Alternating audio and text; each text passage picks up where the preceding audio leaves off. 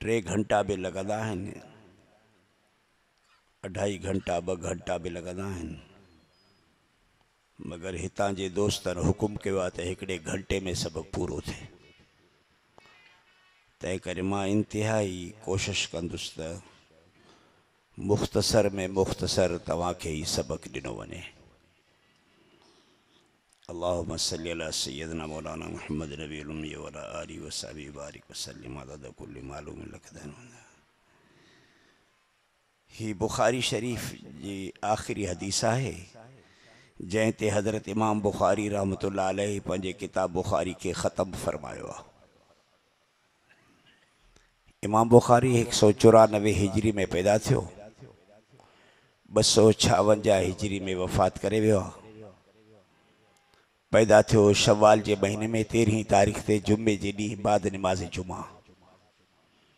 वफ़ात करे वियो शवाल जी 1 तारीख़ ईद उल फितर जे रात बुखारा जे इलाके में खरतंग जे जाइ ते उन जी दफ़न थियल है। इन्ना लिल्लाहि व इन्ना इलैहि राजिऊन।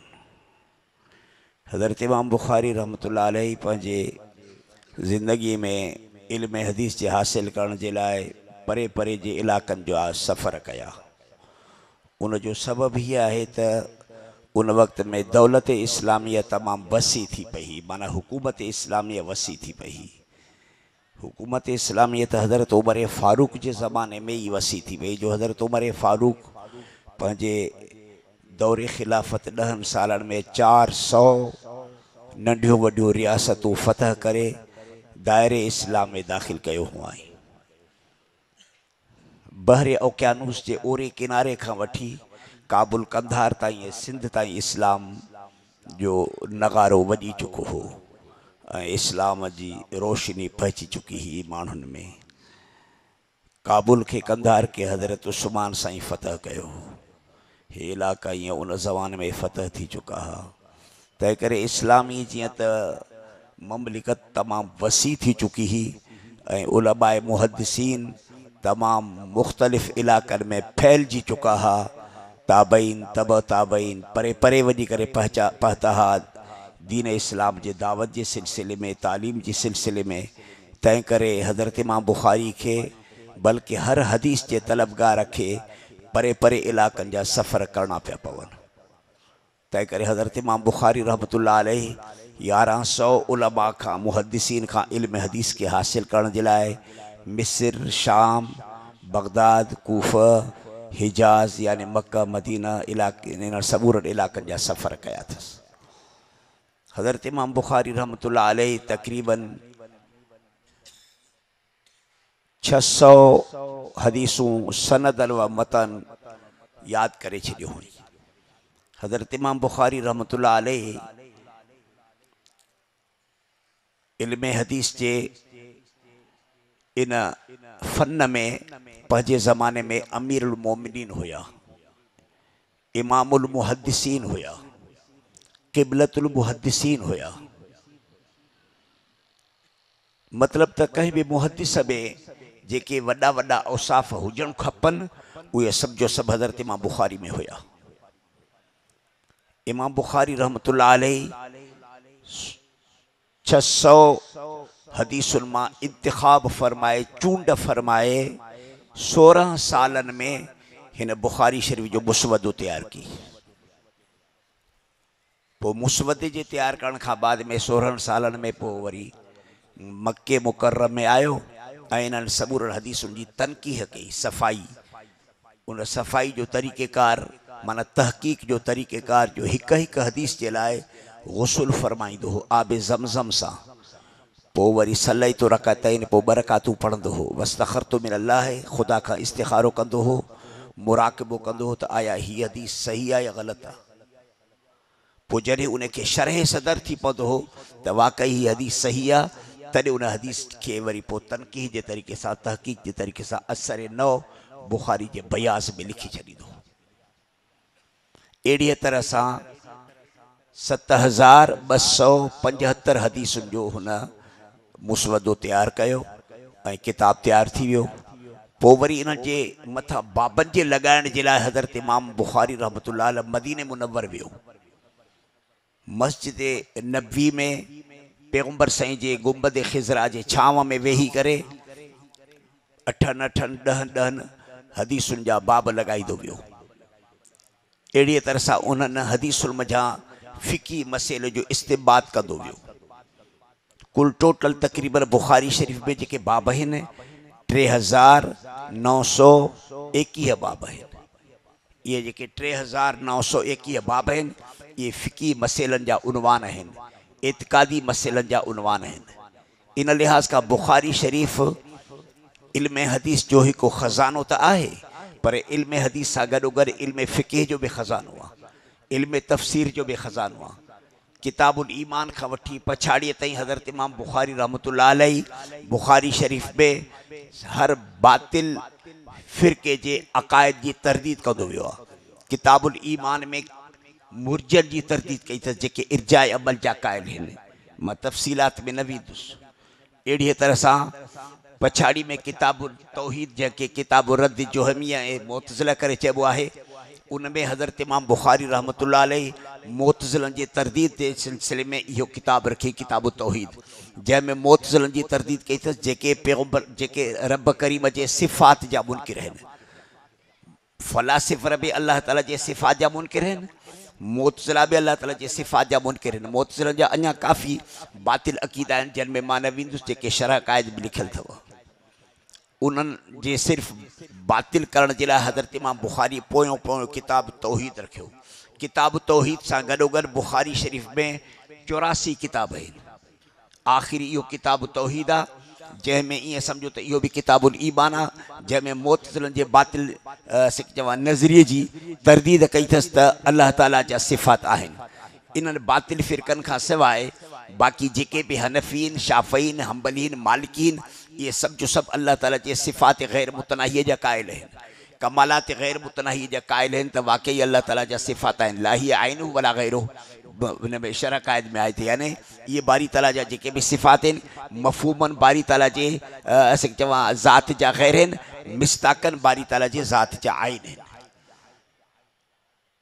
इन किताब में तक़रीबन 58 बाब आहिनि।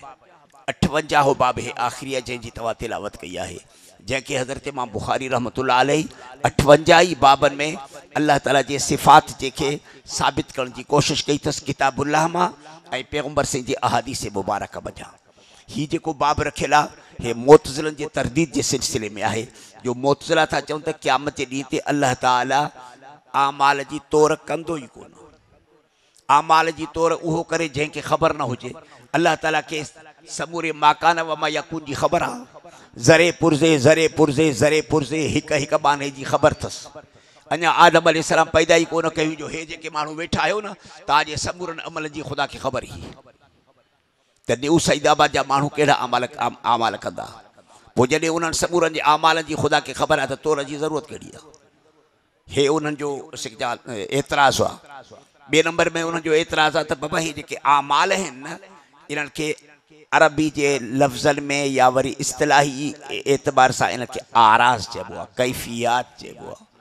आराज़ ऐं कैफ़ियात जी कबीले खां आहिनि। आराज़ ऐं कैफ़ियात खे बका बि न हूंदी आहे ऐं आराज़ कैफ़ियात ॾिसण में बि न ईंदा आहिनि। माण्हू खे ॾिसो था त हेठि मथे थिए थो, जेका निमाज़ पढ़ी उहा निमाज़ आहे किथे? इहो त माण्हू ॾिठो न जेको हेठि थो थिए वरी मथे थो थिए, वरी हेठि थो थिए वरी मथे थो थिए। हिकिड़े फ़ौजी वांगुरु जीअं फ़ौजी माण्हू परेड कंदा आहिनि त हेठि मथे थींदा आहिनि, दुश्मन जे मुक़ाबले में बीहंदा आहिनि त कॾहिं हेठि थींदा आहिनि कॾहिं मथे थींदा आहिनि, जीअं उनखे मुनासिबु सम्झ में ईंदो आहे धकु हणण जे लाइ जेको। हा त हाणे हे माण्हू हेठि मथे थो थिए, इहो त माण्हू थो हेठि मथे थिए। जेका निमाज़ पढ़ी उहा निमाज़ कहिड़ी आहे? बुख काटी सुबुह खां वठी शाम ताईं उहा रोज़ो किथे आहे? हे आराज़ ऐं कैफ़ियात जी कबीले खां आहिनि। वाकई आराज़ आहिनि, वाकई कैफ़ियात जी कबीले खां आहिनि। त उहे था चवनि त जेके आराज़ ऐं कैफ़ियात जी कबीले खां जेके शयूं हूंदियूं आहिनि न उन्हनि खे बका न हूंदो आहे। ला बका लिल आराज़ वला लिल कैफ़ियात। पोइ जॾहिं उन्हनि खे बका आहे ई कोन त क़यामत ॾींहं ते तौर छाजी थींदी? का शइ मौजूदु हुजे रहे बाक़ी रहे क़यामत ताईं तॾहिं त उनजी तौर बि त थिए न। जेका शइ 2 ॾींहंनि ताईं बाक़ी नथी रही सघे, घंटे ताईं बाक़ी नथी रही सघे, उहा क़यामत ताईं कीअं बाक़ी रहंदी? उनजो तौर उनजी तौर थींदी कीअं? उनजा इहे 2 एतिराज़ आहिनि। पर एतिराज़ जो जवाबु त भई अल्लाह ताला जेको क़यामत जी ते तौर कंदो न असांजे आमाल जी अल्लाह ताला पंहिंजे इल्म जे लाइ न कंदो त मां ॼाणा त ज़ैद छा कयो, मां ॼाणा त अमीर छा कयो, मां ॼाणा त बकीर छा कयो। न न न न न न अल्लाह खे पूरे माकान वा मां यकून जे ज़रे पुरज़े जी असल खां अबद खां ख़बर ई ख़बर आहे। अल्लाह ताला ये जेके आमाल असांजा तोड़ींदो असांखे ॾेखारण जे लाइ त पंहिंजे बद अमालनि खे न्यू सईदाबाद वारो ॾिसो त तव्हां मदरसे में ताउन केतिरो कयो, निमाज़ूं केतिरियूं पढ़ियो हुआ, ज़कात केतिरो ॾिनो हुआ, बदमाशी केतिरी कई हुआ, ज़रदारी खे वोट केतिरनि माण्हुनि ॾिना। तव्हांजे बद अमाली खे तव्हांखे ॾेखारण जे लाइ अल्लाह ताला तव्हांजा अमाल तोड़ींदो तव्हांजे अखियुनि ॾियाॾो। तव्हांखे यकीन थी पए त वाक़ई असां मुजरिम आहियूं, असां बग़ैर जुर्म जे जहन्नम में वञण वारा न आहियूं। इन लैस बिज़ल्लाम लिल अबीद। तव्हांखे एतमाद में वठण जे लाइ अल्लाह जे रहमानियत ऐं रहीमियत खे ॾिसो त सही न। हो ख़ालिक़ काइनात आहे। हो जेकॾहिं ईअं जहन्नम वारनि खे जहन्नम में उछलाईंदो वञे त बि पुछा केरु कंदुसि। ला युसअलु अम्मा यफ़अलु, उन खां केरु आहे पुछा करण वारो। बावजूद इन जे पोइ बि तव्हांखे एतमाद में थो वठी।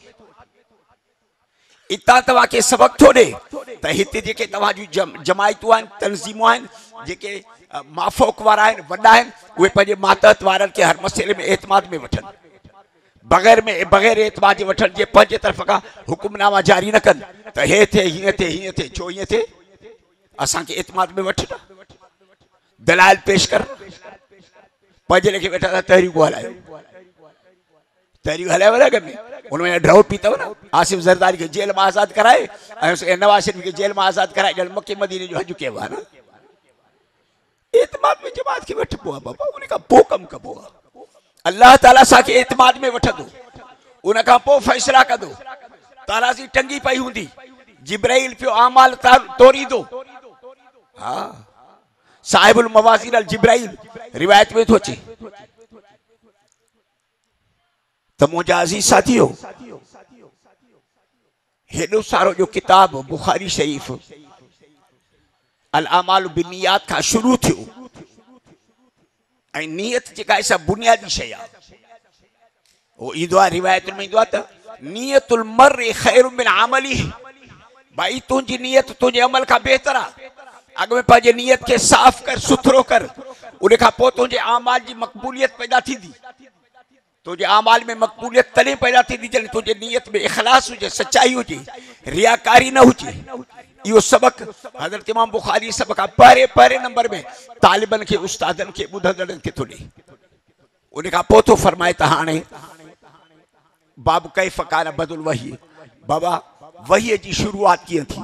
साईं वहीअ जी शुरूआत जी ॻाल्हि छो थो आणी किताब में, जन त तोखे जो किताब जवाबे जे क़बीले खां आहे ऐं मुहद्दिसीन जो कानून आहे त जेके जामिया किताब लिखंदा आहिनि उन्हनि किताबनि जी इब्तिदा किताबुल ईमान खां थींदो आहे ऐं जेके मसानीद जे क़बीले खां हूंदा आहिनि उन्हनि जो सॼा इब्तिदा ऐं शुरूआत उनजी किताब तहारत खां हूंदी आहे। तुंहिंजो किताब जामिया बुखारी आहे त पोइ जामे जॾहिं बुखारी जवामियात जे क़बीले खां आहे त तूं उनजी शुरूआत किताबुल ईमान खां कर। बाब कैफ़ कान बदुल वहीअ खां शुरूआत जी कहिड़ी ज़रूरत आहे। हज़रत इमाम बुखारी फरमाए त वाक़ई ईअं सम्झो त किताबुल ईमान ताईं जेको बहस आहे न, इहो ईअं सम्झो हिकिड़ो कंहिं क़िस्म जो तमहीद आहे। मां इहा तमहीद रखी आहे। किताब जी हक़ीक़त में शुरूआत किताबुल ईमान खां अथव, पर मां हीअ तमहीद छो रखी, इहा हिन जे करे रखी अथमि, थोरो गौर सां सोचिजो। हज़रत इमाम बुखारी इहा तमहीद छो रखी त बाब कैफ़ कान बदुल वहीअ जी शुरूआत कीअं थी। वही माना अल्लाह जे कलाम जी शुरूआत कीअं थी, इहो बाब पहिरियां छो रखी।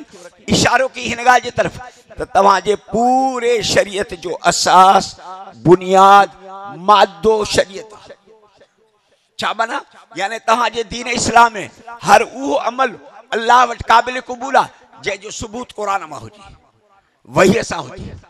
जंहिं बि अमल जो सबूत क़ुरान मां आहे, जंहिं अक़ीदे जो सबूत क़ुरान मां आहे, वहीअ मां आहे, जंहिं अमल जो सबूत वहीअ मां आहे, पैगंबर जे हथां न आहे, उहो अमल मरदूद आहे ख़ुदा वटि। जीअं बिदअतनि जा अमाल, जीअं शियनि जा अमाल ऐं नज़रियात फ़िक्र, या वरी जेके बि बातिल फ़िरका आहिनि उन जा नज़रिया, उन जा अमाल, इन्हनि समूरनि जो सबूत तक़रीबन क़ुरान हदीस मां कोन्हे। यानी क़ुरान हदीस मां जो सबूत कोन्हे त सभु जो सभु अल्लाह वटि मरदूद आहिनि। ॿिए नंबर में इहो बाब रखी करे हज़रत इमाम बुखारी हिन ॻाल्हि जे तरफ़ तवजो कई त क़ुरान वही आहे न, पैगंबर जी सब हदीस में वही तो वबा यंतिकु अनिल हवा इन हुवा इल्ला वही युहा। ये चई करे जन गोया के परवेज़िन जी तरदीद की जन जेके पाण के अहले कुरान था चवन। यो अहले कुरान पुराणे में पुराणो बातिल फिरको थव जंहिंजी पेशीन गोई पैगंबर जन पाण ॾिनी आहे। पाण फरमाए तो मुझे उम्मत में हिकिड़ा अहिड़ा माण्हू पैदा थींदा जन वटि मुंहिंजो जॾहिं मुंहिंजी हदीस पहुची वेंदी न त उन वक़्त में हो चवंदा त हस्बुना किताबुल्लाह अलाह असांखे क़ुरान काफ़ी आहे, पैगंबर जी हदीस ॿुधण जी ज़रूरत ई न आहे। पाण फरमाई तो ॿुधोसि इस्माऊ जेतिरो अल्लाह ताला मुंहिंजे मथां क़ुरान नाज़िल कयो आहे 6666 आयतूं मुंहिंजे मथां क़ुरान करीम जे शक्ल में नाज़िल थियूं न इन जेतिरो अञा इन खां मथे अल्लाह ताला मुंहिंजे मथां जवा हुकुम अहकाम ॿिया शरीयत जा नाज़िल कया अथसि। तंहिं करे मुंहिंजे हुकुम अहकाम जी ताबेदारी कयो अतिउल्लाह व अतिउर रसूल। त हज़रत इमाम बुखारी इहो बाब रखी करे अहले कुरान माण्हू जी मुखालिफ़त कई जेके रसूलुल्लाह सल्लल्लाहु अलैहि वसल्लम जी हदीस के इरशादात जे बुज़ुर्गनि जे इरशादात जे जो दर्जो ॾींदा आहिनि। पैगंबर जी हदीस जी फर्मा बरदारी न आहिनि कंदा हुज्जत हदीस जा क़ाइल न आहिनि त को हदीस भी हुज्जत आहे। तो बाब इहो रखी इन खां बाद में किताबुल ईमान के रखी। किताबुल ईमान रखी करे हज़रत इमाम बुखारी हिन ॻाल्हि जे तरफ़ इशारो कई त मुसलमान जो ॿार मुतलक इंसान जॾहिं बालिग़ थो थिए न त बुलूगत सां सभ खां पहिरियां पहिरियां पहिरियां ईमान जो मुकल्लफ़ थो थिए। जियां बालिग़ थियो माण्हू सभ खां पहिरियां ईमान जो मुकल्लफ़ आहे, न कि निमाज़ जो न कि रोज़े जो। अॻ में ईमान आण मुसलमान थी मोमिन थी हाणे तूं भली निमाज़ूं बि पढ़ रोज़ा बि रख। किताबुल ईमान के रखी।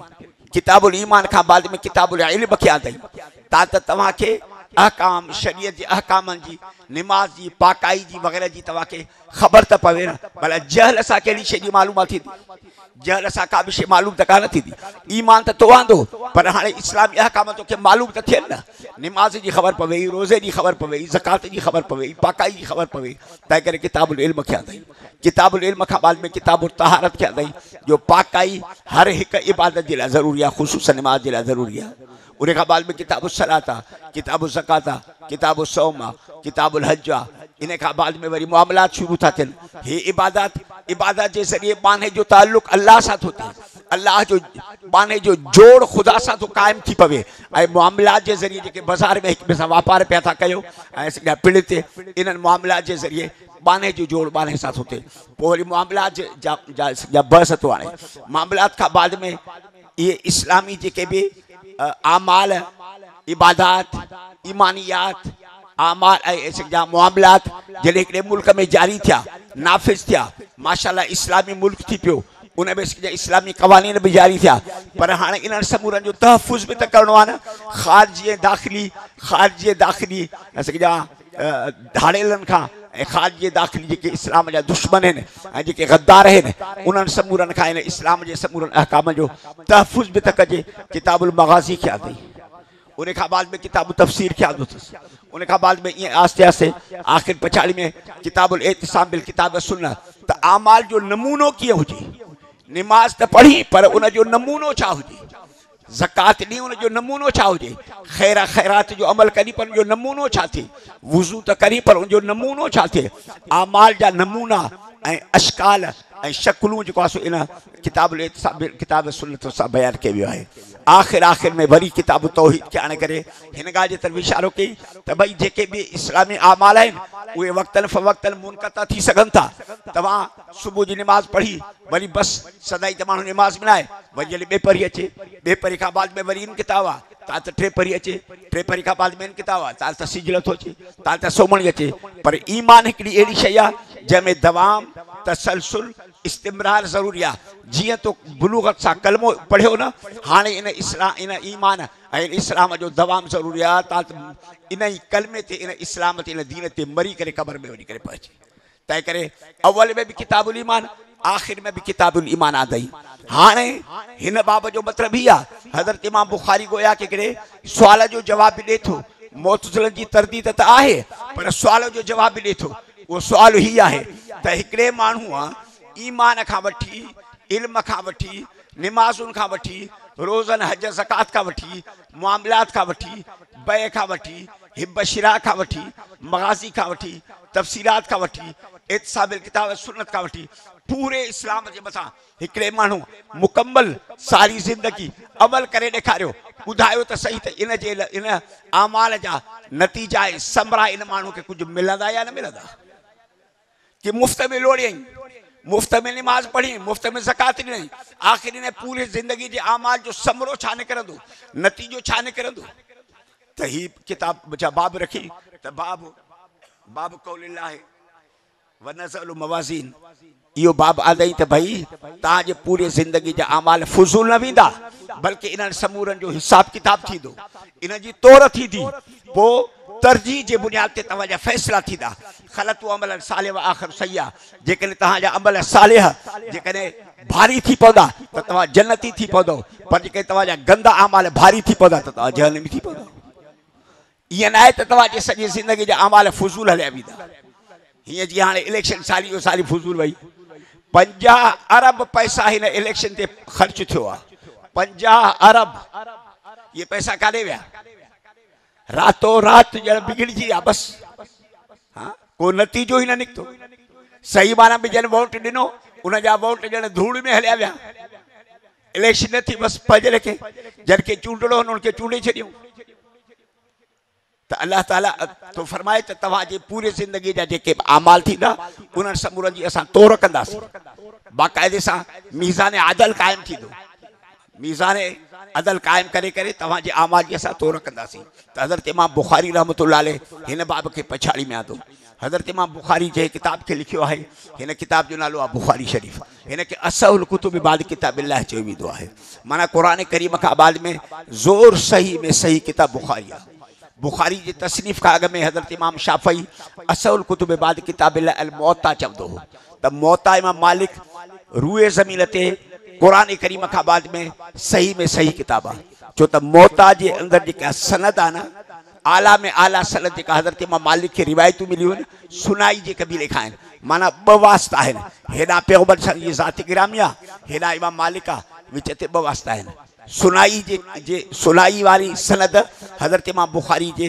पूरे बुखारी में कान्हे हज़रत इमाम बुखारी के वध में आला में आला जेका सनद वाली हदीस आहे उहा सुलासिया जे कबीले खां आहे कुल 22 हदीसूं आहिनि जिन में से 20 हदीसूं हनफी शेखन खां मिलियल आहिनि बाक़ी 2 हदीसूं हिकिड़े गैर हनफी शेखन खां उनखे मिलियल आहिनि त हज़रत इमाम बुखारी जे आला में आला सनद सुलासिया जे कबीले खां आहे ऐं मौता जी सनद आला में आला सुनाइया जे कबीले खां आहे त हकीकत में ॼण मौता बुखारी खां मथे आहे तंहिं करे इमाम शाफ़ई चवंदो हो त असहुल कुतुब बाद किताबिल्लाह अल बुखारी ओ अल मौता पर पोइ जॾहिं बुखारी जी तसनीफ़ थी त बुखारी जी तसनीफ़ खां बाद में समूरे जुमहूर मुहद्दिसीन जो इत्तिफ़ाक़ थियो जुमहूर मुहद्दिसीन जो इत्तिफ़ाक़ थियो त असहुल कुतुब बाद किताबिल्लाह अल बुखारी आहे तलक्की बिल क़बूल कयूं बुखारियत के यानी हिक ॿिए खां बुखारीअ खे समूरनि मुहद्दिसनि क़बूलियत सां हासिल कयो आहे हज़रत इमाम बुखारी खुद पान बुखारी शरीफ के बारे में तो फरमाए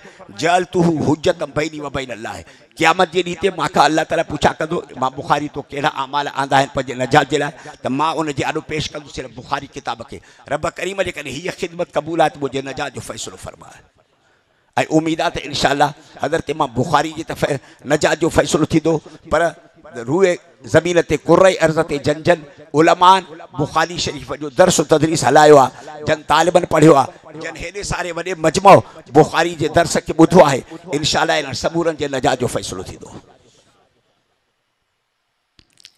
हज़रत इमाम बुखारी जे बारे में वधीक न ॻाल्हाइण छो त वक़्तु तमामु थोरो आहे किताब बुखारी के बारे में मां अर्ज़ कयो बाब कौलिल्लाह है अल्लाह ताला जो कौल आहे त वनज़ल मवाज़ीन असां ताराज़ियूं घणियूं रखंदासीं माना खोड़ींदासीं मवाज़ीन मीज़ान जो जमो आहे सवाल त घणनि ताराज़ियुनि जी ज़रूरत कहिड़ी घणियूं ताराज़ियूं छो भाई जेतिरा माण्हू ओतिरियूं ताराज़ियूं न हिते ॾिसो माण्हू केतिरा वेठा आहिनि हिक माण्हू जे अमल जे तौरनि जे लाइ जुदा जुदा ताराज़ी थींदी तंहिं करे माण्हू घणा आहिनि त ताराज़ियूं घणियूं थींदियूं ॿिए नंबर ते आमाल जा जेके क़िस्म आहिनि उहे बि त घणा क़िस्म आहिनि थुलेले के 2 क़िस्म आहिनि हिकिड़ा आमाल हसन ॿिया आमाल सही आहे हिकिड़ा अमल चङा ॿिया बुरा वरी अमलनि चङनि में निमाज़ जुदा अमल चङो आहे रोज़ो जुदा आहे हज जुदा आहे ज़कात जुदा आहे त हर एक नेक अमल जे लाइ अल्लाह ताला जुदा जुदा ताराज़ियूं बीहारी दो। हर एक बुरे बुरे अमल जे लाइ जुदा जुदा ताराज़ी थींदी। अयार ख़ाल में चोरीअ जे तोड़ण जे लाइ जुदा ताराज़ी थींदी, धाड़नि जे लाइ जुदा, ज़िनाउनि जे तोड़ण जे लाइ जुदा। हाँ, अल्लाह जे कानून के छड़े करे 76 सालन खां वठी अंग्रेज जे कानून के जेको वोट दिनो थव इन जे तोड़ण जे लाइ जुदा ताराज़ी लगंदी। हाँ, यो तमाम मामूली कम न कयो। कबीरे में कबीरे न बल्कि अकबर में अकबर वॾे में वॾो गुनाह इहो थव। ज़िना जो गुनाह थोरो आहे, चोरी थोरी आहे। अयार ख़ालिब ये शख्सी गुनाह आहिनि, हे क़ौमी गुनाह आहे जो तव्हां 76 सालन खां वठी अल्लाह जे कानून के, कुरान जे कानून के छॾे करे अंग्रेज जे उन कानून के पिया था वोट ॾियो जंहिंखे अंग्रेज तव्हांजे मथां थपे विया। त भई मवाज़ीन इन जे करे जमो जो सीगो आयल आहे कुरान करीम में त आमाल तमामु घणा क़िस्म आहिनि, माण्हू तमामु घणा आहिनि। टी सूरत बि आहे जमो जी। टी सूरत हीअ आहे त जमो जो सीगो हिन जे करे आंदो वियो आहे जो हक़ीक़त में उहा ताराज़ी हिकिड़ी हूंदी ऐं ताराज़ी हिकिड़ी हूंदी पर एॾी वॾी हूंदी, एॾी वॾी हूंदी जो 7 आसमान 7 ज़मीन उनजे हिकिड़े पुड़ में विझो न त तरे में वञी पवंदसि। पोइ एॾी वॾी ताराज़ीअ जे करे इनखे जमो जी सीगे सां ताबीर कयो वियो आहे त भाई इहा हिकिड़ी ताराज़ी ॼण लखे ताराज़ी जी जाइ ते आहे। तंहिं करे उनखे जमो जी सीगे सां आंदो वियो आहे। तफ़सीर नाले कशाफ हिकिड़ो तफ़सीर जो किताब आहे, तफ़सीर कशाफ। तफ़सीर कशाफ हिकिड़ी रिवायत अचे थी, उनमें आहे त हज़रत दाऊद अलैहिस्सलाम अल्लाह ताला खां मुतालबो कयो त रब करीम जंहिं ताराज़ी में माण्हू जा अमलनामा तोड़जंदा उहा ताराज़ी मूंखे ॾेखार। अल्लाह ताला चयुसि त उन ताराज़ी जे ॾिसण जी तोखे ज़रूरत कहिड़ी आहे? उहा ताराज़ी तमामु वॾी आहे, तूं ॾिसी न सघंदे। हे मादिया जो जहान आहे, हे जुज़िया जो जहान आहे, मादिया जो जहान आहे, उनसरिया जो जहान आहे। हिते तूं उन ताराज़ी खे ॾिसंदे ॾिसण मां फ़ाइदो कोन्हे। जॾहिं मुजरदा जो जहान ईंदो, आलम महशर ईंदो, उतरे तूं ॾिसजांइ जॾहिं मूंखे ॾेखार। अल्लाह ताला अंबिया जे सुलह जे दुआ खे बि क़बूल फरमाईंदो आहे। अल्लाह ताला दुआ क़बूल कई कि हाणे ॾिसजांसि। अल्लाह ताला ग़ैब जा पर्दा परे करे छॾिया। जॾहिं ग़ैब जा पर्दा जो परे थी विया त हज़रत दाऊद अलैहिस्सलाम खे उहा ताराज़ी ॾिसण में आई। ताराज़ी जो ॾिठी त बेहोश थी किरी पियो। एॾी वॾी ताराज़ी जो भीड़ी खां ॿाहिरि सॼी दुनिया विझ हिकिड़े पुड़ में त तरो वञी करे वठे। जॾहिं होश में आयो त चई, ए अल्लाह, हेॾे सारे वॾे ताराज़ी जी ठाहिण जी ज़रूरत कहिड़ी? छो त हिन ताराज़ीअ खे कहिड़े नेक इंसान जा अमाल भरींदा। हिन ताराज़ी जे त कंहिं बि पुड़ खे कंहिं बि इंसान जा अमल भरींदा ई कोन, छो न खणी उहो न बि हुजे। अहिड़ी सारी वॾी ताराज़ी कंहिं जा जॾहिं नेक अमल उनखे भरींदा ई कोन त अहिड़े सारे वॾे जे ठाहिण जी ज़रूरत कहिड़ी? अल्लाह ताला चयुसि दाऊद अलैहिस्सलाम हिन ताराज़ी जो भरणु तमामु आसान आहे, तमामु आसान आहे। मसइलो आहे सिर्फ़ मुंहिंजे इख़लास जो, मुंहिंजे राज़ी करण जो। जॾहिं मुंहिंजे रज़ा जो मसइलो, मुंहिंजे इख़लास जो मसइलो बंदे जे दिलि में अची वञे ऐं बानो ख़ालिसतन मूं अल्लाह खे राज़ी करण जे लाइ अध घड़ी कतल जी जेकर ॾींदो न त उन अध घड़ी कतल सां हिन जो पुड़ भरिजी वेंदो। इन अल्लाह युरब्बी सदकातिकुम कमा युरब्बी अहदुकुम फुलूवहु। हदीस पाक में त अल्लाह ताला तव्हांजे इख़लास वारे ख़ैरातुनि खे जेके तव्हां मदरसनि में अची करे चंदा ॾींदा हो, ग़रीबनि मिस्कीननि खे ॾींदा हो, अल्लाह ताला उनखे पंहिंजे सॼे हथ में वठंदो आहे। अल्लाह जा 2 हथ सॼा आहिनि, किलामा यमीना आहिनि। अल्लाह ताला उनखे पालींदो आहे। ईअं पालींदो आहे तव्हांजे ख़ैरात खे जीअं तव्हां पंहिंजे गोरनि खे पालींदा हो, ॾाचिनि जे फरनि खे जीअं तव्हां पालींदा हो। पोइ तव्हांजा पालियल केॾा वॾा थींदा आहिनि, अल्लाह ताला जो पालियल कहिड़ो वॾो थींदो? त भई इन ताराज़ी जो भरजण त तमामु आसान आहे। तव्हां रुगी सिर्फ़ नेक नियती ऐं इख़लास सां, सचाईअ सां रुगी को कमु करे ॾेखारियो, ॾिसो त कीअं थी आहे ताराज़ी भरिजी वञे। त किन उलमा चयो त उहा ताराज़ी हिकिड़ी हूंदी पर एॾी वॾी हूंदी। तंहिं करे अल्लाह ताला उन केतिरे मवाज़ीन जे लफ़्ज़ सां यानी जमो जे सीगे सां ज़िक्र कयो आहे, ताबीर कयो अथसि। बाब कौलिल्लाह व नज़उल मवाज़ीन अल क़िस्त। असां इंसाफ़ सां ये ताराज़ियूं रखंदासीं लियौमिल क़यामा। लाम खे बमना फ़ी जे बनायो, माना फ़ी यौमिल क़यामा, क़यामत जे ॾींहं में। व अन आमाल बनी आदम ऐं तहक़ीक़ इंसाननि समूरनि जा आमाल व कौलम ऐं उन्हनि जे ज़ुबानुनि जा अल्फाज़ तूज़नु सभ जो सभु तोड़िया वेंदा। हज़रत इमाम बुखारी तो फरमाए त यानी अल्लाह ताला क़यामत ॾींहं ते समूरनि इंसाननि जे आमालनि खे तोड़ींदो। बज़ाहिर तरीक़े सां अन आमाल बनी आदम जो जेको लफ़्ज़ आहे बज़ाहिर तरीक़े सां ईअं थो ॿुधाए त नबी ग़ैर नबी, बुज़ुर्ग ग़ैर बुज़ुर्ग, साहबा ग़ैर साहबा, फ़िरौन ग़ैर फ़िरौन, काफ़र ग़ैर काफ़र, मोमिन ग़ैर मोमिन, समूरनि जा आमाल बाबा तोड़िया वेंदा। ज़ाहिरी तरह सां इन लफ़्ज़ जी बज़ाहिर तरीक़े सां इहा दलालत आहे, पर हक़ीक़त ईअं न आहे। हक़ीक़त में इन्हनि वजह काफ़ी मुस्तस्ना बि अथव, जुदा कयल अथव। मसलन अंबिया जे आमाल जे तौर जी ज़रूरत कहिड़ी आहे? छो त अंबिया जा आमाल ख़ालिसतन सिर्फ़ हसन ई हसन आहिनि। उन्हनि वटि अमल सही जी का ज़री बि कान्हे। यानी अंबिया बुरो अमल करण त छा, पर बुरे अमल जो इरादो बि न आहिनि कंदा, नियत बि न आहिनि कंदा, वसीसो बि पंहिंजे दिलि जे अंदरि बुरे अमल जो न आहिनि कंदा। पोइ जॾहिं आमाल अंबिया जा ख़ालिसतन हसन ई हसन आहिनि त तौर तॾहिं थिए जॾहिं हिकिड़े शइ जे मुक़ाबले में वरी ॿी बि शइ हुजे न। ख़लतु अमल सालिन व आख़िर सही आहे। हेॾो हिन पुड़ में चङे अमल त वरी होॾो वरी बुरा अमल विझो, ॾिसूं त ॻोरा कहिड़ा था थियनि। जॾहिं अंबियानि वटि आहिनि ई रुॻी नेक आमाल, बुरे आमाल जो निशानो ई कोन्हे, पतो ई कोन्हे, त पोइ उनजे आमाल जी तौर जी हिसाब किताब जी ज़रूरत कहिड़ी आहे? तंहिं करे सभु जो सभु अंबिया बग़ैर हिसाब किताब जी जन्नत में वेंदा। अहिड़ी तरह सां उहे माण्हू, उहे उलमा सुलहा, हज़रत अब्दुल कादिर जीलानी जहिड़ा, हज़रत अबू बकर सिद्दीक़, उमर फारूक, उस्माने गनी ऐं अलीउल मुर्तज़ा ऐं साहबा जहिड़ा माण्हू, इहे माण्हू अल्लाह वटि महफ़ूज़ रहंदा आहिनि। गुनाहनि खां अल्लाह ताला पंहिंजे अहिड़नि ॿारनि जी हिफ़ाज़त फरमाईंदो आहे। हो अंबिया मासूम हूंदा आहिनि, हे महफ़ूज़ हूंदा आहिनि। जेके महफ़ूज़ हूंदा आहिनि रब करीम वटि, अल्लाह पाक जल्दी पाण हिफ़ाज़त फरमाईंदो आहे, सारी ज़िंदगी उन्हनि खे गुनाहनि खां बचाईंदो आहे। इहे माण्हू बि बग़ैर हिसाब किताब जी जन्नत में वेंदा। जी हदीस पाक में आहे त पैगंबर सी फरमायो, मुंहिंजे उम्मत मां अल्लाह ताला 70,000 माण्हू बग़ैर हिसाब किताब जी जन्नत में दाख़िल कंदो, बग़ैर हिसाब किताब जी। त साहबन अर्ज़ कयो, साईं उहे माण्हू कहिड़ा हूंदा, उन जूं वसफ़ूं कहिड़ियूं हूंदियूं? पैगंबर सी फरमायो, अल्लज़ीन ला यततयरून वला यक्तबून वला यक्तबून वला यस्तरकून वला यक्तबून व यतवक्कलून अला अल्लाह हक़ तवक्कुलिही औ कमा क़ाल। पैगंबर से फरमाते उनजा औसाफ़ हे अथव जो इहे माण्हू सॼी ज़िंदगी में कॾहिं बि बदफ़ाली नेकफ़ाली न वठंदा। अहिड़ी तरह इहे माण्हू छंडो फीणो न कराईंदा, तावीज़ मावीज़ न लिखाईंदा, ईचन ॿियनि में जेको धागा मागा न विझंदा। इहे माण्हू उहे अथव जेके माण्हू कॾहिं बि पाण खे ॾंभु न ॾियारींदा। इहे माण्हू उहे अथव जंहिंजी ज़िंदगी सारी जो सारी सिर्फ़ु अल्लाह जे मथां तवक्कल वारी गुज़रंदी। हिकिड़े साहबीअ चयो, साईं मुंहिंजे लाइ त दुआ घुरो, अल्लाह ताला मूंखे इन्हनि जे टोले मां करे। त पैगंबर सी उन जे लाइ दुआ घुरी, पाण फरमाई त तूं इन्हनि मझां आहीं। वरी ॿियो साहबी उथियो, चईसि मुंहिंजे लाइ दुआ घुरो त अल्लाह ताला मूंखे बि इन्हनि मझां करे। पैगंबर सी फरमाए तो सबक कबिया उकाशा, उकाशे तोखां अगराई कई, बस हिकिड़े माण्हू जी गुंजाइश हुई, मां दुआ कई, ॿिए माण्हू जी गुंजाइश कान्हे, बस उहो उकाशो इन्हनि मझां आहे, ॿियो को माण्हू उन्हनि मझां नथो थी सघे।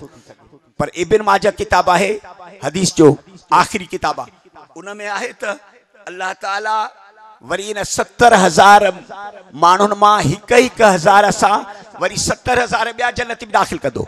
हिकु हज़ार सां 70,000, हिकु हज़ार सां 70,000, बिकुल अल्फिन सबून अल्फन वसलासु हसियातिन मिन हसियात रब्बी अज़्ज़ व जल। ऐं अल्लाह ताला 3 बुक भरींदो मोमिनन मुसलमानन मुवहिदन मझां, अल्लाह ताला 3 बुक भरींदो, 3 बुक भरे जन्नत में उछलाईंदो, भरे जन्नत में उछलाईंदो, भरे जन्नत में उछलाईंदो। पोइ त को बदबख्त हूंदो जो ख़ुदा जे बुकनि मथां रहिजी वञे। तंहिं करे अक़ीदे पंहिंजे खे मज़बूत ठाहियो। न्यू सईदाबाद वारो, सिंध वारो, अक़ीदो तव्हांजो ठेठ हुजे। बदआमालियूं मेसार जी सघनि थियूं, पर बद एतकादी मेसार जी नथी सघे। पंहिंजे अक़ीदे खे मज़बूत कंदव, इंशाअल्लाह अल्लाह ताला जे 3 बुकनि मझां कंहिं न बुक में तव्हां कंहिं न कंहिं हिकिड़े बुक में तव्हांजे जन्नती हुजण जो फ़ैसिलो थी वेंदो। त मुंहिंजा अज़ीज़ साथियो, ईअं बि जेको आहे सो माण्हू जन्नत में दाख़िल थींदा बग़ैर हिसाब किताब जे। अंबिया ऐं उहे सॼा उलमा जमा औलिया अल्लाह जेके महफ़ूज़ हूंदा, ऐं उहे जन खे अल्लाह ताला पंहिंजे रज़ा सां, पंहिंजे ख़ुशी सां अयार ख़ाले में अल्लाह ताला जन्नत में दाख़िल करे। कुफ़ार मञा बि ईअं अथव, कई काफ़र उहे अथव जेके बग़ैर हिसाब किताब जे जहन्नम में दाख़िल थींदा। उहे काफ़र जेके अंबिया सां लड़िया, उनखे क़त्ल कयूं। मूसा अलैहिस्सलाम खां पोइ ईसा अलैहिस्सलाम ताईं बस 2000 साल गुज़रिया आहिनि। 2000 साल जे अंदरि अल्लाह ताला बनी इसराइल में 4000 अंबिया मोकिलिया। उन 4000 अंबिया मज़ा टोलनि जे टोलनि खे यहूदियुनि क़त्ल कयो। हिकिड़े ॾींहं ते 400 नबी क़त्ल कया अथनि। हाणे जन माण्हू नबियनि खे शहीद कयो आहे, नबियनि खे क़त्ल कयो आहे, नबियनि जा ॾंद भॻा अथनि, नबियनि जा जो खून वाहियो अथनि, नबियनि जी मुखालिफ़त कई अथनि, नबियनि सां विढ़िया आहिनि। हाँ, छा था सम्झो त इहे माण्हू बग़ैर हिसाब किताब जे जहन्नम में दाख़िल न थींदा? इहे बग़ैर हिसाब किताब जे जहन्नम में दाख़िल थी वेंदा।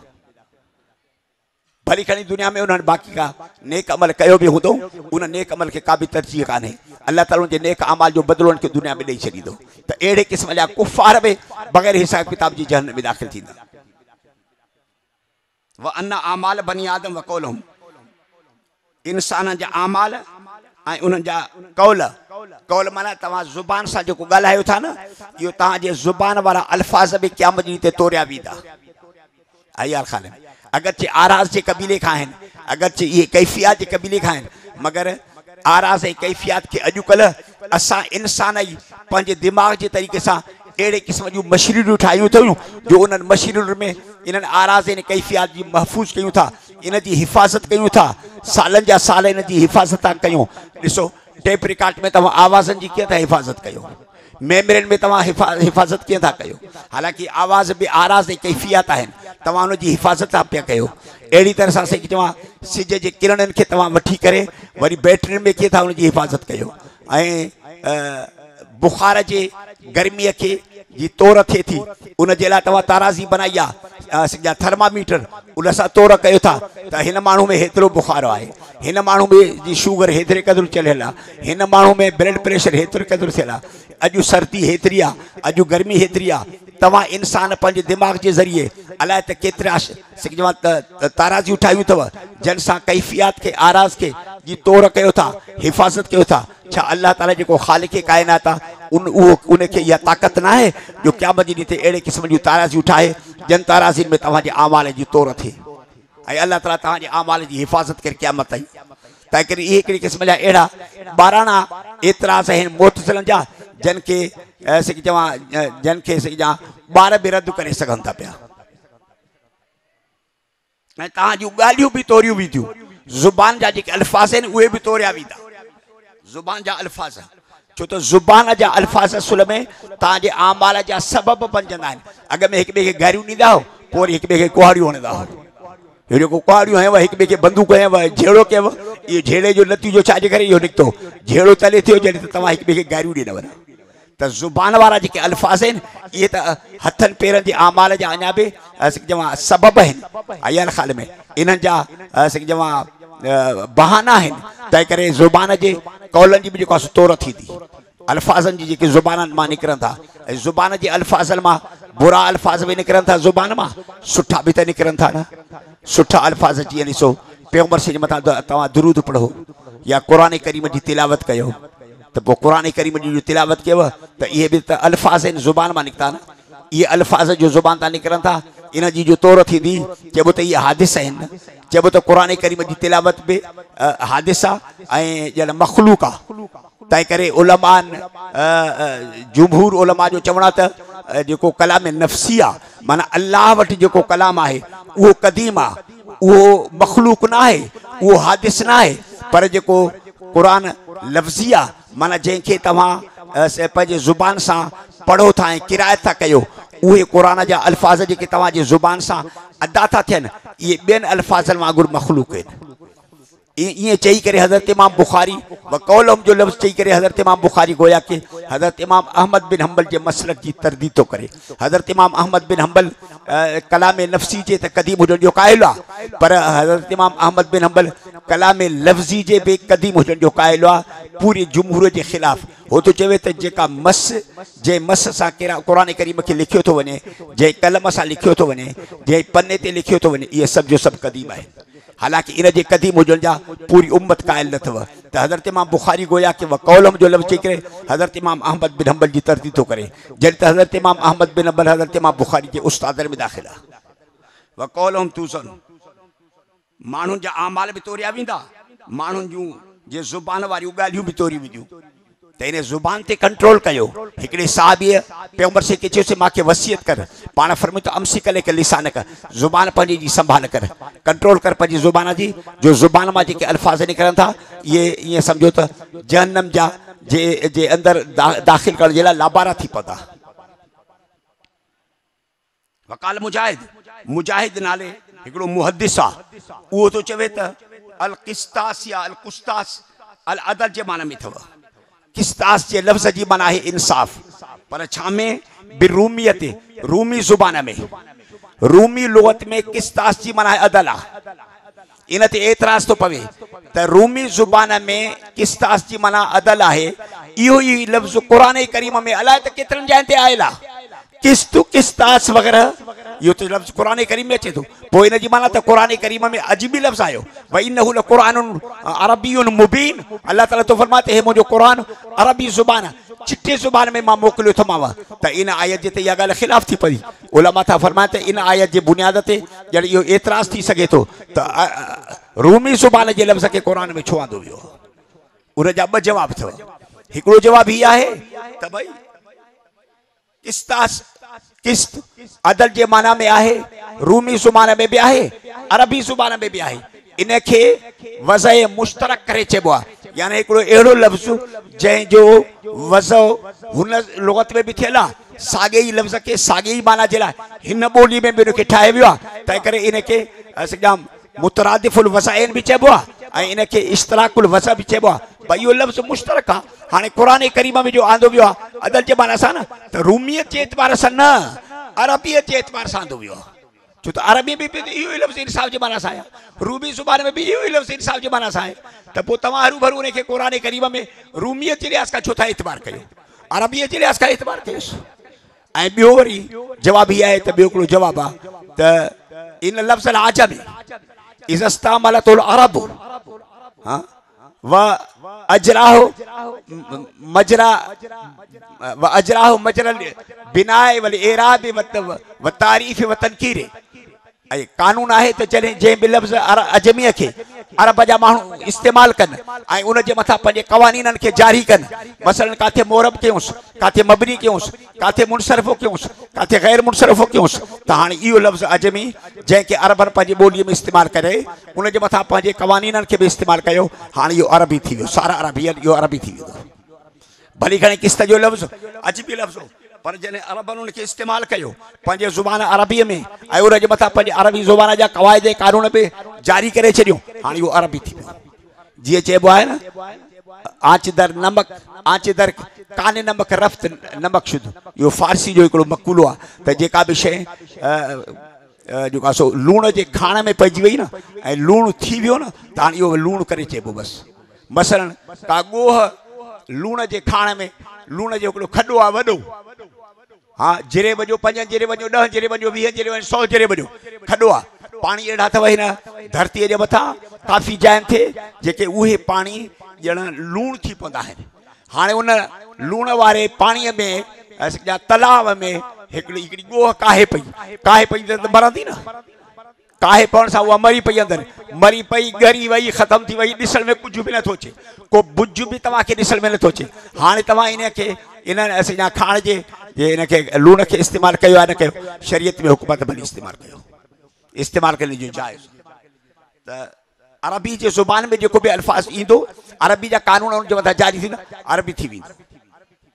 वयो कालो अल किस्त, चए थो वञे त किस्त जो लफ़्ज़ मस्दर आहे मुक़सित जो, मुक़सित जो मस्दर वरी किस्त, थोड़ो ई न लॻे जाथी बाबा किस्त मस्दर वरी मुक़सित जो कीअं थियो, इन ते बि एतराज़ आहे। भई मुक़सित इस्म फ़ाइल आहे मुतदी जे बाब जो, मुक़सित इस्म फ़ाइल आहे मुतदी जे बाब जो, किस्त मस्दर आहे लाज़िमी जो। पोइ जॾहिं किस्त मस्दर लाज़िमी आहे ऐं हो इस्म फ़ाइल आहे मस्दर मुतदी जो, त पोइ किस्त वरी इन मुक़सित जो मस्दर कीअं थो थिए। हालांकि लाज़िमी आहे त जेको बि इस्म फ़ाइल जो सीगो हूंदो आहे या जेको बि मुश्तक जो सीगो हूंदो आहे मब्दा इश्तिकाक मां निकिरंदो आहे, उन जे हुक्म में हूंदो आहे त पोइ मुक़सिद खे जेकॾहिं तव्हां क़िस्त जो इस्म फ़ाइल था चओ, क़िस्त खे तव्हां मुक़सिद जो मस्दर था चओ त ॿिनि जो हुकुम त हिकु कयो न, ॿिन्हिनि खे चओ त ॿई लाज़मी या ॿई मुतदी। हालांकि क़िस्त मस्दर लाज़मी आहे ऐं मुक़सिद इस्म फ़ाइल मुतदी आहे। जंहिंखे हे ॼाण था माफ़ कजो, तव्हां जेकॾहिं इन ॻाल्हि खे न सम्झो, तालिब सम्झंदा इन ॻाल्हि। इन जो जवाब ही आहे, ॿ टे जवाब ॾिबा। पहिरियों जवाब ही आहे त भई हिते अल्फाज़ हिकिड़ा मुक़द्दर आहिनि। असुल में लफ़्ज़ हीअ अथव अल क़िस्त बिमाना मस्दर मुक़सिद, बिमाना जो लफ़्ज़ हिते मुक़द्दर आहे त क़िस्त मुक़सिद जे मस्दर न आहे, मुक़सिद जे मस्दर जे हम माना आहे। मुक़सिद जो मस्दर इक़सात आहे, उन जी माना बि इंसाफ़, त क़िस्त जी माना बि इंसाफ़ करणु। हिकिड़ो जवाब इहो थियो त बमाना जो लफ़्ज़ हिते मुक़द्दर आहे। ॿियो जवाब हीअ आहे त भई क़िस्त मस्दर आहे मुक़सिद जो, इन जो मतिलबु हीअ आहे यानी वाकई क़िस्त मुक़सिद जो महज़ूफ़ ज़वाइद मस्दर आहे। महज़ूफ़ ज़वाइद जो मतिलबु छा, यानी क़िस्त मुक़सिद जो मस्दर आहे इक़सात। उन इक़सात मां तव्हां ज़ाइद लफ़्ज़नि खे कढो, जेके असली मादे वारा अल्फाज़ हूंदा आहिनि न, उन्हनि खां ॿाहिरि जेके ॿिया लफ़्ज़ आहिनि न, उनखे ज़वाइद करे चइबो आहे। हाणे इक़सात में काफ़ सीन तोए इहे असली लफ़्ज़ आहिनि, इनखे चइबो आहे मादो। हाणे इन खां सवाइ बाक़ी अलिफ़ा ऐं हमज़ो आहे, इहे ज़ाइद आहिनि। बाबा महज़ूफ़ ज़वाइद यानी क़िस्त मां जा तव्हां अलिफ़ खे हमज़े खे जो हज़फ़ कंदो न इक़सात मां, त इक़सात फ्री क़िस्त थी पवंदो। त क़िस्त मुक़सिद जो मस्दर आहे पर महज़ूफ़ ज़वाइद मस्दर आहे। हे ॿ जवाब। ॿियो जवाब ही आहे त भई क़िस्त मुक़सिद जो मस्दर आहे, माना छा, यानी क़िस्त मक़सद जे छा मुक़सिद जे मस्दर जो मादो आहे। यानी मुक़सिद जो मस्दर छा इक़सात आहे, त इक़सात में मादे वाला लफ़्ज़ कहिड़ा आहिनि, यानी बुनियादी लफ़्ज़ कहिड़ा आहिनि, काफ़ सीन तोए, त क़िस्त में बि काफ़ सीन तोए आहिनि। हलो अॻिते वयो कालो अल क़िस्त मस्दर मुक़सिद वो अल आदिल, इन अदल जी माना सां अथव, यानी मुक़सिद चइबो आहे इंसाफ़ कंदड़ खे। अमल कासिद फवल जाहिर, कासिद वरी इहो इस्म फ़ाइल अथव हक़ीक़त में क़िस्त जो, ऐं उन जी माना अथव जौर, माना ज़ुल्म।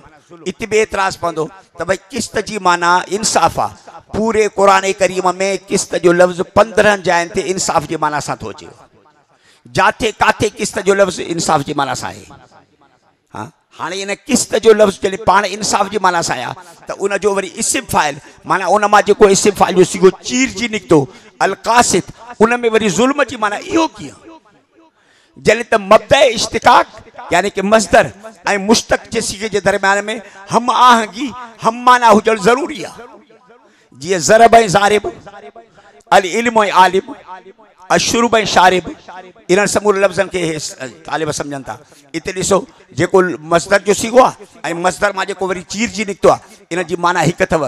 त पोइ हिते कासिद जॾहिं क़िस्त मां थो चीरजी निकिरे त पोइ कासिद जी माना बि त इंसाफ़ हुजे न, जॾहिं क़िस्त जी माना इंसाफ़ आहे। आख़िर नेट कासिद जी माना ज़ालिम छो? पोइ ॼण इहो ईअं करे चइबो त ॿकरी जे पेट मथां कुतो ॼण पैदा थियो आहे। अड़े ॿकरी जे पेट मां कुतो वरी कीअं पैदा थींदो?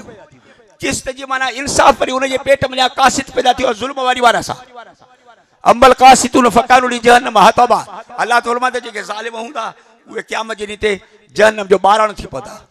इन जो जवाब ही आहे त भई, हाणे जवाब सम्झिजो, जवाब इहा आहे त भई क़िस्त जो लफ़्ज़ अयल मुतज़ाद माना वारो लफ़्ज़ अथव। जीअं कुरो जो लफ़्ज़ पढ़ियो अथव न, कुरो जी माना हैज़ बि आहे यानी खून, कुरो जी माना तोहर बि आहे। ईअं क़िस्त जी माना अदल बि आहे, जौर बि आहे। अगरचे खणी अदल जे माना में घणो थो इस्तेमालु थिए, इहा जुदा ॻाल्हि आहे, पर उनजी जौर वारी माना बि अथसि, ज़ुल्म वारी माना बि अथसि। हाणे कासिद जो लफ़्ज़ क़िस्त मां जेको निकिरी थो अचे न, जौर वारी माना जे एतबार आहे, न कि अदल वारी माना जे एतबार आहे। हे हिकिड़ो जवाब। ॿियो जवाब इहा आहे त भई क़िस्त जे लफ़्ज़ जे पढ़ण जा ॿ तरीक़ा आहिनि, हिकु काफ़ जे ज़ेर सां, ॿियो काफ़ जे ज़बर सां। काफ़ जे ज़ेर सां अदल जी माना अथसि क़िस्त माना इंसाफ़, क़स्त माना ज़ुल्म। त कासिद क़स्त जो इस्म फ़ाइल आहे, कासिद क़िस्त जो इस्म फ़ाइल आहे। हलो अॻिते अमल कासिद फवल जाहिर, अबी क़ाल हदसना अहमद बिन अशकाब, हिन खे सनद चइबी आहे। हे हदीस जी सनद आहे। पोइ सनद जेतिरे क़दुरु वेझी थींदी आहे उनखे सनद आली करे चइबी आहे।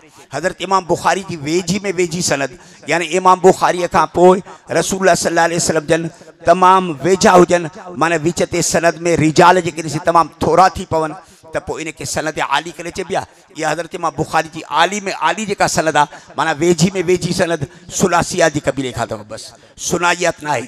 इमाम मालिक जी सनद सुनाइयात आहे। इमाम अबू हनीफे जी जेका वेझी सनद आहे सा वहदानी आहे, छो त हज़रत इमाम अबू हनीफो पाण ताबई आहे। ताबई हुनखे चइबो आहे जन साहबा जी ज़ियारत कई। हज़रत इमाम बुखारी अच्छा हज़रत इमाम अबू हनीफे खां 50 उहे हदीसूं अचनि थियूं जेके वहदानी जे कबीले खां आहिनि, माना 100 सिधो जन के साहबा खां उन रिवायत कयूं आहिनि। हज़रत इमाम अबू हनीफे खां सवाइ धरतीअ जे मथां को बि अहिड़ो मुहदिस, को बि अहिड़ो फ़क़ीह, को बि अहिड़ो मुज्तहिद कोन्हेव जंहिंजी सनद रसूल सल्लल्लाहु अलैहि वसल्लम जी तरफ़ वहदानी हुजे, माना वेझी में वेझी हुजे न। इनखे अल उलूल मुतलक चइबो आहे। गायतुल कुस्वा इनखे चइबो आहे नुख़बतुल फ़िक्र में। तमामु वेझी में वेझी जेका सनद आहे, इंतिहा जी वेझी, इंतिहा जी वेझी, इहा इंतिहा जी वेझी हज़रत इमाम अबू हनीफे जी सनद आहे। ज़ालिक फ़ज़लुल्लाह युती मन यशा, इहा ख़ुदा जी भलाई आहे जंहिंखे ॾे, ॿिए कंहिंजी सनद एतिरी वेझी न अथव। ही सनद हिन उम्मत जे ख़ासे खां अथव। असांजे उम्मत खे अल्लाह ताला इहा ख़ासि नेमत ॾिनी आहे जो असां वटि पैगंबर साईं जूं हदीसूं महफ़ूज़ आहिनि बाक़ाइदे सनद सां अयार खाने में, जो हज़रत इमाम बुखारी खां पैगंबर साईं ताईं, हज़रत इमाम तिरमिज़ी खां पैगंबर साईं ताईं, हज़रत इमाम नसाई खां पैगंबर साईं ताईं, हज़रत इमाम इब्न माजा खां पैगंबर साईं ताईं, हज़रत इमाम अबू दाऊद खां पैगंबर साईं ताईं, हज़रत इमाम अबू हनीफे खां पैगंबर साईं ताईं, इमाम मालिक खां पैगंबर साईं ताईं हदीसूं बाक़ाइदे सनद सां मज़कूर आहिनि अयार खाने में। बाक़ी यहूदियुनि में ईसाइन में का बि सनद कान्हे। तंहिं करे हीअ सनद जी जेका सआदत आहे इहा हिन उम्मत सां मुख़्तस आहे। लौलल इस्नाद ल बतल दीन, नुख़बतुल फ़िक्र में आहे त जेकॾहिं सनद न हुजे न त दीन बातिल थी वञे। लौलल इस्नाद लक़ाल मन शाह मा शाह, सनद जेके न हुजे न पोइ त सभु को मौलवी साहिब पंहिंजे मर्ज़ीअ ते ॻाल्हाए, बसि मिड़े पैगंबर जो नालो वठी करे हण कूड़, पैगंबर जो नालो वठी करे हण कूड़, बाबा इहो पैगंबर जो नालो वठी करे जेको कूड़ थो नी इनजी सनद ॾेखार। हाणे सनद कारो ॾेखारे, जीअं बिदती चवंदा आहिनि अना नूर में नूर लाइ, पैगंबर से फरमायो त मां अल्लाह जे नूर वञा हिकिड़ो नूर आहियां, बाबा इहो कूड़ थो नी, इनजी सनद अथई, इनजी सनद बुखारी में आहे, नसाई में आहे, इब्न माजा में आहे, किथे लिखियलु आहे उहा सनद ॾेखार। तंहिं करे चइबो आहे त बासनद आलिम थी पओ। सनद सां पैगंबर सां वञी करे माण्हू ॻंढिजी थो पवे। ही रिवायत आहे न, ॼण हिननि तुलबान खे हाणे हीअ हदीस जेका पढ़ाई थी वञे, सॼो सॼा किताब जेको पढ़ियो अथनि सनद सां पढ़ियो अथनि न, तंहिं करे माना हाणे ही बासनद आलिम करे चइबो आहे। बासनद बेसनद आलिम न आहिनि, बग़ैर सनद जे मौलवी थियणु इहो ॼण बेकार आहे। इहो मौलवी न आहे, सनद जॾहिं की आहे त उहो आलिम आहे। बासनद उला आलिम थी पओ, बग़ैर सनद जे आलिम न। बग़ैर सनद जे जेकॾहिं तव्हां पाण खे मौलवी सम्झंदो, मुफ़सिर सम्झंदो, प्रोफेसर सम्झंदो, लेक्चरार सम्झंदो, हज़ारे ग़लती करे छॾी। जीअं अबू लाला मौदूदी आहे न, उन पंहिंजे तफ़सीर जे अंदरि अलाए त केतिरियूं ग़लतियूं कई अथसि। हिकिड़ी ग़लती इहा कई त चई त नबियनि खां अलाह ताला कॾहिं कॾहिं गुनाह कराईंदो आहे त माण्हू सम्झनि त इहो चवां अलाह न आहे, इंसानु आहे। नबीअ जे बारे में माण्हू सम्झनि त इहो ख़ुदा न आहे बल्कि इंसान। अच्छा, इंसान सम्झण जे लाइ अची करे इहा ॻाल्हि रही आहे त अलाह ताला हुन खां गुनाह कराए। बाक़ी ॿिया इंसानी लवाज़िमात वारिसात कोन्हनि। हो जो खाइनि था हितां नथा सम्झो त इंसान आहिनि, पीअनि था, खाइनि था, शादी कनि था, बच्चा ॿार, पेशाब आहे, पाखानो आहे, पोड़प आहे, बीमारी आहे, मौत आहे, हयाती आहे, लटा पाइण, बाज़ार में वञणु, वापारु करणु, हे सभु जो सभु इंसानी लवाज़िमात ऐं वारिसात, इन्हनि सां तव्हांखे इहा ॻाल्हि सम्झ में नथी अचे त इहे इंसान आहिनि। बाक़ी अचे करे गुनाह जे करण सां तव्हांखे ॻाल्हि सम्झ में नथी अचे त इंसान आहिनि। तंहिं करे इहो मौदूदी साहिबु ॼण नबियनि जे मासूमियत जो मुनकिर आहे। हीअ सनद आहे अयार खान में। हज़रत इमाम बुखारी तो फरमाए त मुंहिंजे उस्ताद अहमद पुट अशकाब जे उन मूंखे रिवायत कई आहे। उहो तो चए त असांखे हदीस कई आहे मोहम्मद बिन फुज़ैल। उहो तो चए त मूंखे रिवायत कई आहे अम्मार बिन काका। उहो रिवायत करे तो अबी ज़ुरा खां। उहो रिवायत करे तो हज़रत अबी हुरैरे खां। हज़रत अबी हुरैरे खां 446 रिवायतूं बुखारी में आहिनि। मुतलकन कुल जो कुल 5374 रिवायतूं हज़रत अबू हुरैरे खां आहिनि। मुतकसिरीन में दाख़िल आहे। पहिरें नंबर ते हज़रत अबू हुरैरा। हज़रत अबू हुरैरा जा 800 शागिर्द हुया। हज़रत अबू हुरैरे काफ़ी हदीसुनि जी किताबत पाण कराई हुई। हज़रत अबू हुरैरे जा शागिर्द हुया 800। उन्हनि में हिकिड़ो बशीर हुयो, ॿियो हम्माम हुयो। उन्हनि खे ख़ुसूसी तरह सां चवंदो त हदीसूं लिखंदा वञो। हज़रत अबू हुरैरा खां रिवायत रज़ी अल्लाह ताला अन्हु जी त पैगंबर से जन फरमायो हिकिड़े भेरे त कलिमतान हबीबतान, ॿ कलिमा अथव जेके ख़ुदा खे इंतिहा जा प्यारा यानी महबूबिन खुदा के जबरदस्त प्यारा है, या खुदा के महबूबियत या सिफत गैबिया मख्फी सिफता तव्हां खे कहिड़ी ख़बर? पैगंबर जेकॾहिं इन ॻाल्हि खे ज़ाहिर न करे त तव्हांखे काॾों ख़बर पवे हा? पैगंबर इन ॻाल्हि खे ज़ाहिर कयो त ॿ कलमा अथव, खुदा के इंतिहा जा महबूब प्यारा अथव। हलो अॻिते, ख़फ़ीफ़तान अलल लिसान, ज़ुबान ते बिल्कुलु हल्का अथव। ऐं इहा ॻाल्हि ॼण हिस्सी आहे, इहा सिफ़त हिस्सी आहे। तव्हांखे सभु कंहिंखे ख़बर पइजी थी वञे वाकई तव्हां इन ॿिनि कलमनि खे इस्तेमालु कयो, तव्हांजे ज़ुबान जे मथां पथर को कोन किरंदो, को मण को कोन किरंदो, मण जो वज़न को कोन किरंदो। सुभान अल्लाह व बिहम्दी सुभान अल अज़ीम। ॾिसो केतिरे क़दुरु हल्के तरीक़े सां तव्हांजे ज़ुबान इन कलमनि खे इस्तेमालु करे वियो। सकीलत आन फिल मीज़ान, अल्लाह जे ताराज़ी में तमामु गौरा अथव, तमामु। क़यामत जे ॾींहं ते तव्हां जूं निमाज़ूं, रोज़ा, क़ुरान करीम जी तिलावत, तौरात जी तिलावत, ज़बूर इंजील जी तिलावत, इहे सभु जो सभु इन ॻाल्हि खे न पुॼनि जेके जो हिननि ॿिनि कलमनि में अल्लाह ताला सिकिल रखियो आहे, या सिकिल मानवी आहे। हिननि में अल्लाह ताला मानवी वज़न रखे छॾियो आहे, हे गौरा साबित थी पवंदा। हाणे सुवालात, अल्लाह खे इहे ॿ कलमा क़ुरान खां बि वधीक प्यारा आहिनि, तौरात ज़बूर इंजील खां बि वधीक प्यारा आहिनि, ज़िक्र अज़कार खां बि वधीक प्यारा, यासीन तौरा खां तबारक खां वधीक प्यारा, मुज़म्मिल मुदस्सिर खां बि वधीक प्यारा। ही छा मसइलो आहे? इहे ॿई कलमा ख़ुदा खे एतिरे क़दुरु छो प्यारा आहे? अल्लाह के ये ॿ कलमा प्यारा, सॼे क़ुरान खां बि ये कलमा ॿ कलमा प्यारा, तौरात सारे खां, ज़बूर सारे खां, इंजील सारे खां, ज़िक्र अज़कार खां, हाँ समूरे तहज्जुद वाली नमाज खां, समूरे नेक आमाल खां, ये ॿ कलमा ख़ुदा के वध में प्यारा। अमलनामे जी ताराज़ी में क़यामत ॾींहं ते इंतिहा जा गौरा साबित थी पवंदा। इहो वज़न मानवी आहे, इहो वज़न मादी न आहे, या रूहानी वज़न इनखे चइबो आहे। आई यार ख़्याल में जीअं हिकिड़ी हदीस में ईंदो आहे तिरमिज़ी शरीफ़ में, योता बिर्रजुल अला रूसिल ख़लाइक, हिकिड़े माण्हू खे आंदो वेंदो माण्हू जे रूबरू, उनखे अल्लाह ताला चवंदो वयुनशरु लहू तिसुम तिसीर सिजिलन, उनजे लाइ 99 उनजा अमलनामा सिजिलात आयार ख़ाल में ज़ाहिर थींदा। 99 ये सभु जो सभु गुनाहनि सां भरियल हूंदा। 99 अमलनामा ज़ाहिर थींदा, 99 वॾा तूमार ज़ाहिर थींदा, वॾा डिघा वज़नदार, उन्हनि सबूर में गुनाह ई गुनाह हूंदो। अल्लाह ताला चवंदो त अयुनकिरु मिन हाज़ा अहदा, छा इन्हनि में जा कंहिं बि हिकिड़े जो इनकार करी थो? बानो चवंदो ला, वाकई मां इहे कम कया आहिनि।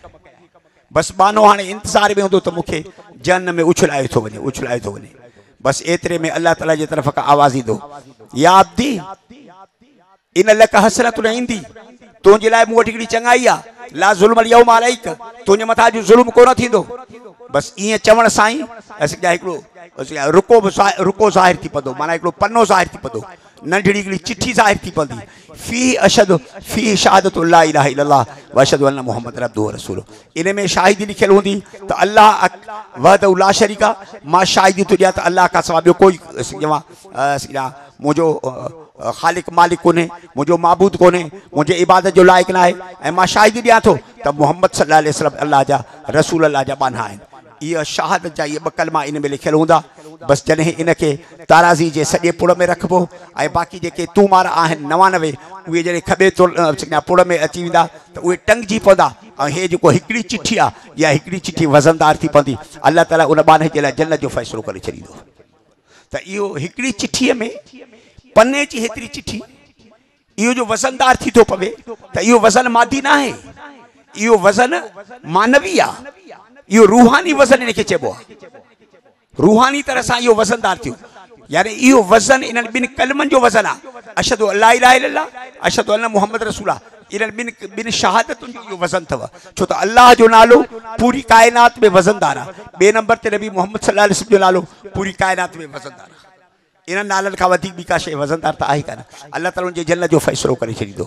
त ईअं ई क़यामत जे ॾींहं ते हे जेके ॿ कलमा अथव, सुभान अल्लाह व बिहम्दी सुभान अल्लाह अज़ीम, इहे ॿई कलमा अल्लाह ताला खे इंतिहा जा प्यारा ऐं वज़न आमाल वाले ताराज़ी में इंतिहा जा गौरा साबित थींदा। सुवालात अल्लाह ताला खे इहे महबूब छो? क़ुरान खां वधीक महबूब, समूरनि किताबनि खां वधीक महबूब, समूरे आमाल खां बि वधीक महबूब। जवाब खे थोरे ख़्याल सां सम्झिजो। हाँ इहो सुवाल थियो त इहे ॿ कलमा एतिरे क़दुरु ख़ुदा के महबूब छो। हाँ जवाब खे थोरो तवजो ॾेई सम्झो। जवाब ही आहे त अल्लाह ताला जा असुल में जेके कमालात आहिनि ख़ूबियूं आहिनि उहो गैर मुतलाई आहिनि, माना अणखुट आहिनि। ऐं अल्लाह ताला जी जेका पाकाई आहे तंज़ीह उहा बि अणखुट आहे, जेके तंज़ीह चइबी आहे माना सफ़ाई। अल्लाह ताला हर ऐब खां पाक आहे, हर नुक्स खां पाक आहे, खाइण खां पाक आहे, पीअण खां पाक आहे। हाँ अल्लाह ताला शादी खां पाक आहे, गमी खां पाक आहे, पोड़प खां पाक आहे, बीमारी खां पाक आहे। अल्लाह ताला ॿार खां पाक आहे, औलाद खां पाक आहे, ज़ाल खां पाक आहे। लबेत की साहिबत वला वलता। अल्लाह ताला असां इंसाननि जे पूरे लवाज़िमात खां पाक आहे। नबी पाक आहिनि सिर्फ़ गुनाहनि खां, बाक़ी नबी खाइण खां पाक न आहिनि।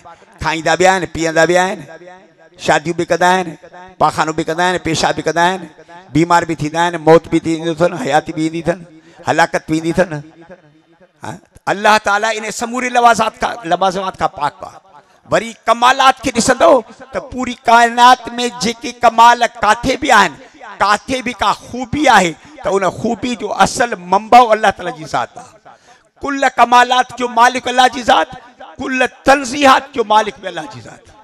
मुतलकन कुल तंज़ीहात जो, मुतलकन कुल कमालात ऐं तहमीदात जो मालिक अल्लाह जी ज़ात आहे। हाणे इहे जेके ॿ सिफ़तूं आहिनि, इन्हनि ॿिनि सिफ़तुनि खां वरी अॻिते हिकिड़ी टी सिफ़त आहे, उहा आहे अहदियत, यानी अल्लाह ताला यगानो आहे इन्हनि में। अल्लाह ताला सां इन कुल कमालात में ऐं कुल तंज़ीहात में ॿियो को शरीक कोन्हे, अहदियत।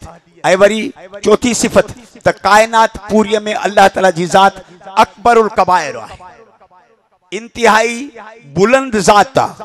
अल किब्रिया रिदाई वल अज़मत इज़ारी फमन नाज़नी फीहा कसमतु। भाई वॾाई मुंहिंजी पोशाक आहे, अज़मत मुंहिंजी लुंगी आहे, मुंहिंजी चादर आहे। जेको बि इन्हनि शहर में मूंसां जहिड़ो कंदो मां उनजो कंधु भॼंदुसि। त अज़मत किब्रियाई या बारी ताला जी सिफ़त आहे हिकिड़ी, अहदियत अल्लाह ताला जी ॿी सिफ़त आहे। ऐं अल्लाह ताला कुल कमालात जो मालिक आहे, टी सिफ़त आहे। अल्लाह ताला कुल तंज़ीहात जो मालिक आहे, या चौथी सिफ़त आहे। ये जेके चार सिफ़तूं आहिनि न, अहिड़ियूं चार सिफ़तूं अथव जेके अल्लाह ताला जे कुल सिफ़ात गैर मुतलाई अणखुट सिफ़ात जा मंबउ आहिनि। ऐं इन्हनि समूरनि जा मर्जो इहे आहिनि। गोया कि तौरात में, ज़बूर में, इंजील में, क़ुरान करीम में जेके भी बारी ताला जूं सिफ़तूं आहिनि, इन्हनि समूरनि जी मोट इन्हनि जी तरफ़ अथव। जीअं काइनात जी जक जोड़ जेका अल्लाह ताला कई आहे, इन जक जोड़ में अल्लाह ताला जूं केतिरियूं सिफ़तूं कमायूं हुयूं।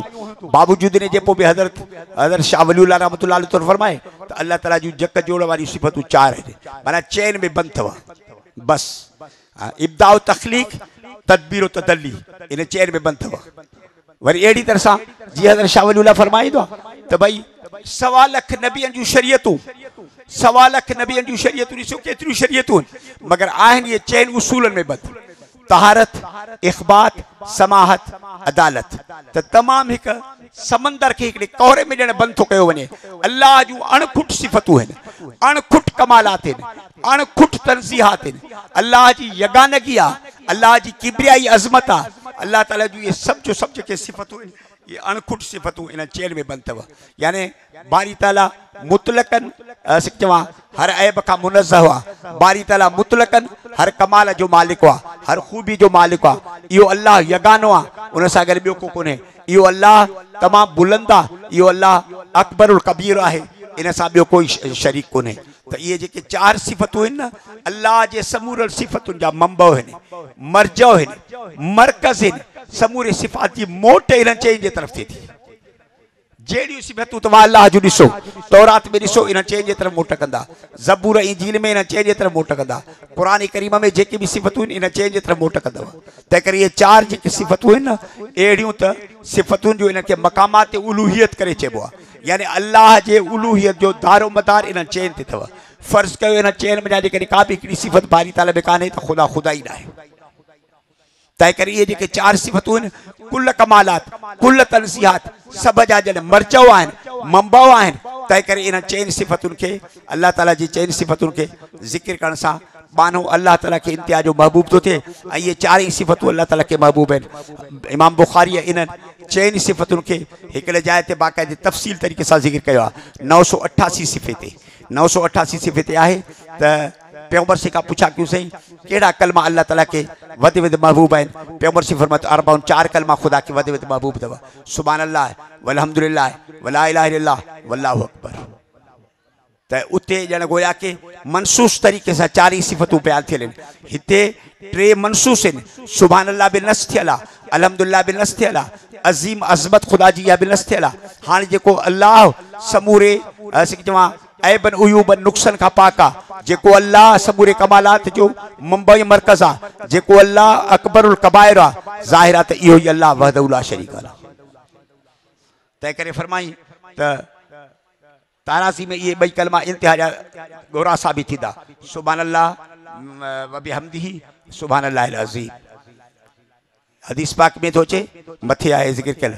पैगंबर से फरमाए तो जेको माण्हू हिन वज़ीफ़े के रोज़ानो 100 दफ़ा पढ़ंदो उन जा गुनाह समंदर जे झग जेतिरा हुजनि अल्लाह ताला माफ़ करे छॾींदो। सब माण्हू पढ़ो सुभान अल्लाह व बिहम्दिही सुभान अल्लाहिल अज़ीम सुभान अल्लाह व बिहम्दिही सुभान अल्लाहिल अज़ीम सुभान अल्लाह व बिहम्दिही सुभान अल्लाह अज़ीम। हिन हदीस जी रिवायत करण सां तलबा के रिवायत भी मिली, दिरायत भी मिली, निस्बत इला रसूल भी मिली वियो। मां पंहिंजी सनद सां जो मुंहिंजो उस्ताद मुहद्दिसुल असर इमामुल असर हज़रत साईं अब्दुल करीम कुरैशी बेर शरीफ वारा आहिनि, उन्हनि जा उस्ताद हज़रत ग़ुलाम मुस्तफ़ा कासिमी साहिब आहिनि, उन्हनि जा उस्ताद हज़रत हुसैन मदनी आहिनि। हज़रत हुसैन मदनी खां अॻिते सनद तव्हांखे मालूम आहे। इन सनद सां बि मां तव्हांखे पंहिंजे तरफ़ खां इजाज़त थो ॾियां हदीस जी रिवायत करण जी। अल्लाह ताला तव्हां ऐं असां सबूरनि खे हिन बाबरकत मजलिस में बुखारी शरीफ जे ख़तम में जेको अल्लाह ताला असांखे आंदो आहे, रब करीम असांजे झोलियुनि खे भरे असांजे गुनाहनि खे माफ़ फरमाए। हिन ख़तमे बुखारी जे तुफ़ैले अल्लाह ताला असांखे हिन लुटेरनि खां आज़ादु करे, गद्दारनि खां आज़ादु करे, मुल्क में मनण मन अल्लाह ताला इस्लामी कानून खे नाफ़िज़ करे। जेके तुलबा जेके उलमा जेके हिन मजलिस में वेठा आहिनि, या बाबरकत मजलिस आहे, इंतिहाई सआदत वारी मजलिस आहे। अल्लाह ताला तव्हां असांखे हिन सआदतुनि खां बरवर फरमाए।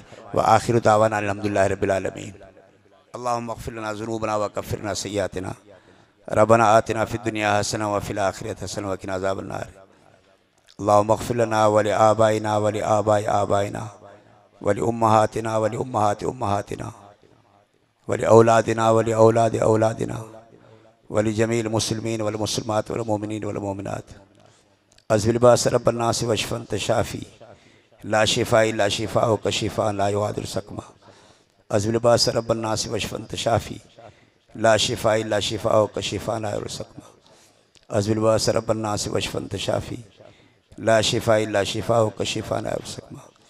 अल्लाहुम्मा सल्लि अला सय्यिदिना मौलाना मुहम्मद नबील उम्मी व अला आलिहि व असहाबिहि व अहबाबिहि व अज़वाजिहि व अहलि बैति अजमाइन अदद कुल्लि मालूमिन लक दाइमन अबदा ला इलाहा इल्लल्लाह।